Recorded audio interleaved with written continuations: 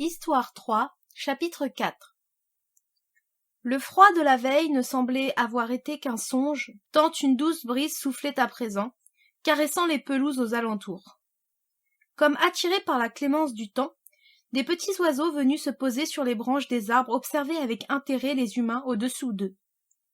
Organisant une fête improvisée, Sacha avait fait installer les tables du réfectoire dans le vaste jardin de l'église. Chaque plat sortant du grand four, comme par magie, était accueilli par les exclamations de joie des enfants. « Je ne savais pas qu'il pouvait y avoir de si bons plats dans ce monde, » confia Finker. L'officier en chef de l'armée paraissait ravi de déguster les mets préparés avec talent par Asuna. Yulie souriait tendrement. Au premier abord, elle donnait l'impression d'être une guerrière froide et sévère, mais aux côtés de Finker, elle avait l'air d'une jeune épouse épanouie. En l'étudiant d'un peu plus près, le chef de l'armée apparaissait comme un homme d'une douceur peu commune pour être au sommet d'une telle organisation. Légèrement replé, il était un peu plus grand qu'Asuna, mais clairement moins que Yulie. Il était vêtu sobrement et ne portait aucun équipement de combat. Yulie elle-même avait renoncé à son uniforme pour l'occasion. Finker leva le verre de vin que Kirito venait de remplir et s'inclina en direction du couple. « Asuna, Kirito, je vous suis infiniment reconnaissant. D'ailleurs, je ne sais comment vous remercier. »« Non, vous ne nous devez rien. Moi, c'est MMO Today qui m'a énormément servi dans l'autre monde, » répondit Kirito. « Cela faisait bien longtemps que je n'avais pas entendu ce nom, » déclara Finker d'un air réjoui. « À l'époque, les mises à jour quotidiennes n'étaient pas une sinécure. Je me demandais même si cela valait la peine de s'occuper d'un site, mais comparé à la charge de travail d'un leader de guilde, ce n'était rien du tout. Finalement, j'aurais dû créer un journal, ici aussi. » Sa dernière phrase déclencha une volée de rires autour de la table. « Et qu'en est-il de l'armée désormais ?» demanda Asuna. « J'ai exclu Kibao et ses subordonnés. J'aurais dû le faire depuis très longtemps, mais mon aversion pour les conflits n'a pas arrangé les choses. Je pense maintenant à dissoudre l'armée. » À cette annonce, Asuna et Kirito écarquillèrent les yeux. « C'est une décision plutôt courageuse. » L'armée est devenue beaucoup trop importante. Après sa dissolution, j'aimerais recréer une petite organisation pacifique avec une synergie positive. Ce serait irresponsable de seulement détruire sans rien reconstruire ensuite. Yulie serra doucement la main de Finker avant de prendre la parole à son tour. Les ressources accumulées par l'armée seront distribuées équitablement, non pas uniquement entre les membres, mais aussi à tous les habitants de la ville. Cela compensera peut-être les énormes désagréments qu'ils ont subis jusqu'à présent. Sacha, recevez nos plus plates excuses.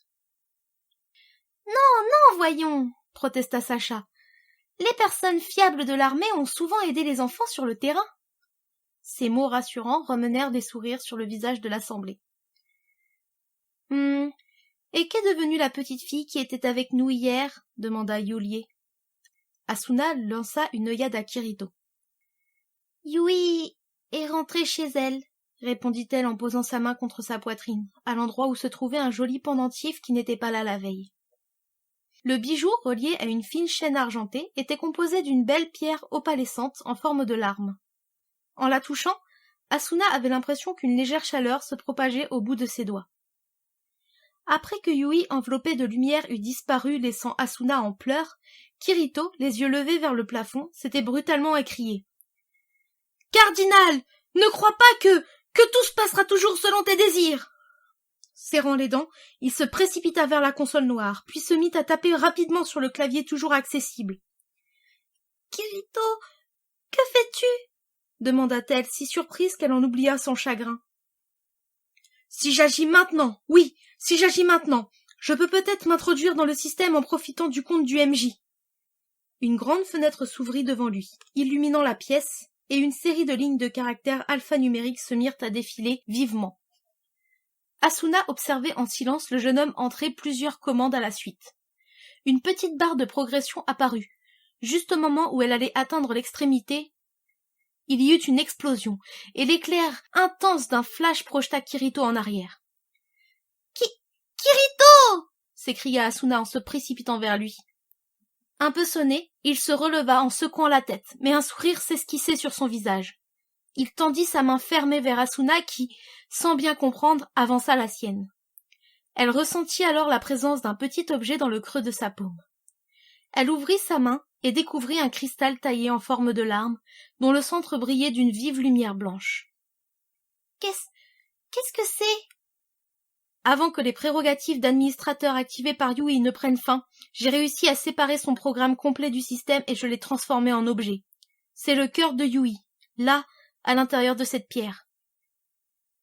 Yui, je sais que tu es là, ma chère petite Yui, balbutia Asuna, le visage ruisselant de larmes. Comme pour lui répondre, la lumière au centre du cristal émit une lueur vive. Après avoir salué Sacha, Yulie, Finker et tous les enfants réunis pour leur dire au revoir, Kirito et Asuna pénétrèrent à l'intérieur du portail de téléportation. Un vent frais imprégné d'une odeur boisée les accueillit à leur arrivée au 22e étage. Cela ne faisait que 3 jours qu'ils s'étaient absentés, mais il leur semblait que cela faisait bien plus longtemps.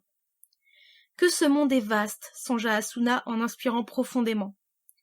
Chacun des innombrables étages de ce monde flottant hébergeait ses propres résidents. Des personnes menant une vie remplie de rires et surtout de larmes. Des joueurs qui, jour après jour, continuaient à lutter. Asuna leva les yeux vers la base du niveau supérieur. « Je sais où est ma place. Retournons en première ligne, pensa-t-elle aussitôt. Je dois reprendre les armes et repartir sur le front. Je ne sais pas combien de temps cela prendra, mais je me battrai jusqu'à ce que l'on mette un terme à ce monde.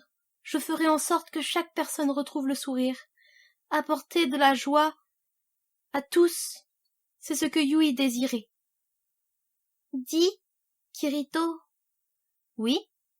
Qu'adviendra-t-il de Yui si nous terminons le jeu et que ce monde disparaît ? » ?»« Eh bien, je l'ai sauvegardé dans la mémoire de mon Nerve Gear sous forme d'une partie de données du programme client gérant l'environnement.